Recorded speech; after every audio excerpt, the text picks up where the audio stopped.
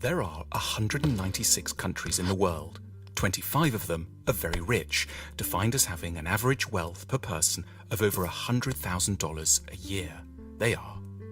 But far more countries are quite poor, and some, which we're considering here, are very, very poor. These are the 20 poorest countries in the world, where the per capita wealth is under $1,000 a year, or under $3 a day.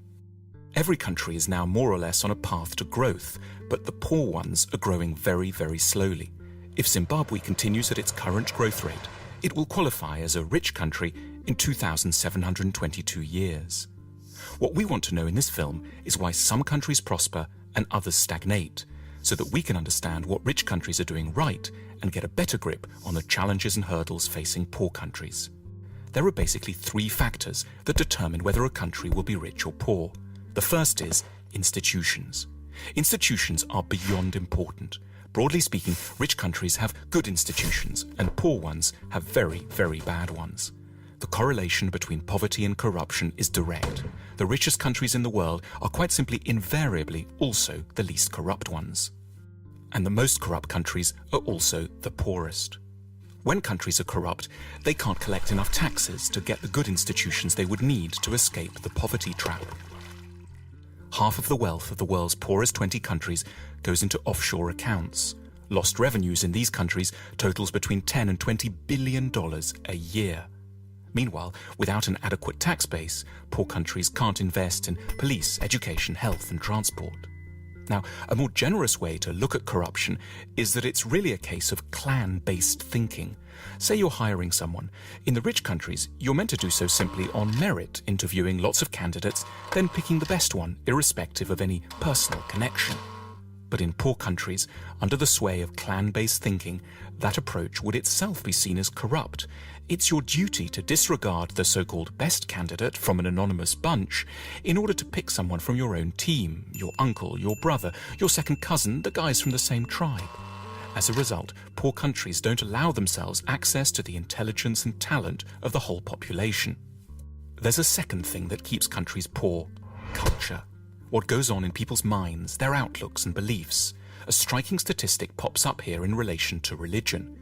If there's one generalization you can make about religion and wealth, it's that the less people believe, the richer they stand a chance of being. 19 of the richest countries in the world have 70% or more of their populations saying that religion is not at all important to them. The exception here is, unsurprisingly, the United States, which manages to combine great religiosity with huge wealth. More on that in a second. And conversely, the poorest nations in the world are also extremely believing ones. Here's how many people think religion and the supernatural is deeply important in the following countries. In the world's poorest country, simply everyone is a believer. Why is belief quite so bad for wealth creation?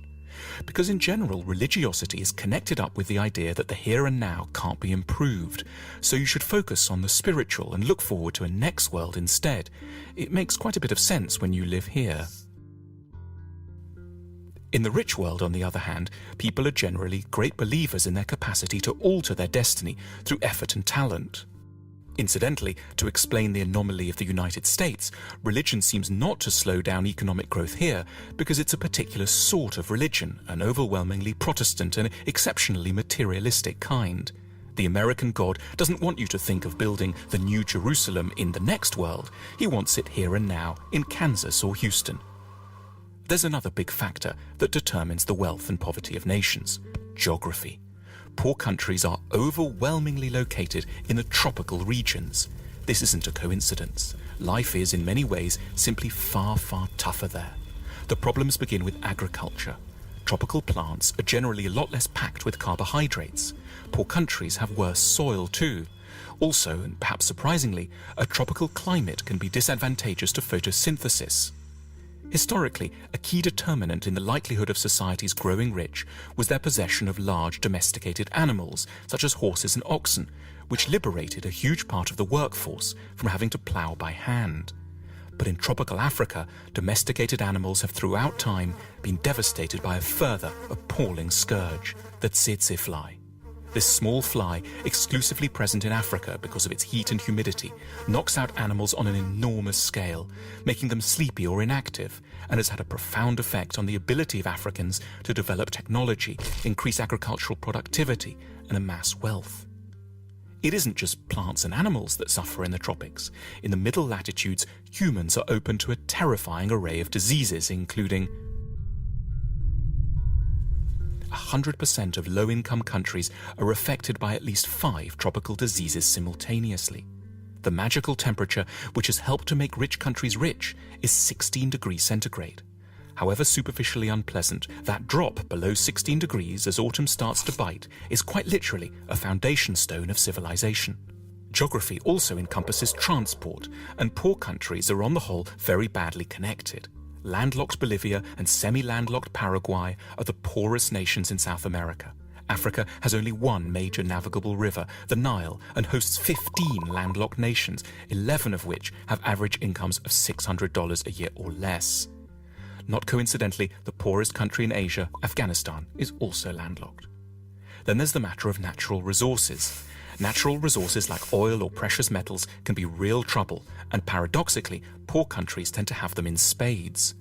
These natural resources are what economists call intensifiers. They will help to make a country with good institutions richer, but one with bad institutions get even poorer, precipitating what's called the resources trap.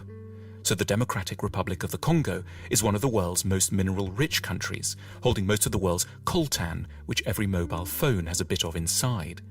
But natural resource wealth helps elites to grab money without requiring the cooperation of the whole society. If the only way to grow wealthy is to assemble high-tech aero engines, for example, you're going to need your whole society to buy into the project. But if you just need to extract a few minerals, you can do so with a small labor force, some guns, and an airstrip long enough to ferry your loot out to market. The wealth from coltan keeps DRC armed rebels in guns and corrupts every level of society. So how should one weigh up the relative importance of all these different factors, institutional, cultural, and geographic, in determining the wealth of nations? There's no hard and fast rules, but as a guide one can suggest that 50% of a nation's wealth comes down to the state of its institutions, 20% is due to its culture, and 10% each can be allocated to latitude, connectivity with the rest of the world, and geological good fortune. If you're a policymaker, this discussion has wide practical implications. But at a more personal level, one might take away 2 things from it. Firstly, modesty. You should have a better idea of what you owe your individual success to, which is not so much your own hard work or fine mind, as the broader society you live in, which was produced over centuries and which you now draw benefit from unknowingly. At the same time, sympathy, an ability not to see failing societies just as basket cases, but rather as countries facing comprehensible and hugely difficult problems. Our sympathy can be enhanced by reflecting that the troubles of desperate lands are to a considerable extent to do with malaria, a lack of navigable river, and the horrific buzzing of the tsetse fly, rather than always some more intimate human failing, which we would ourselves never manifest.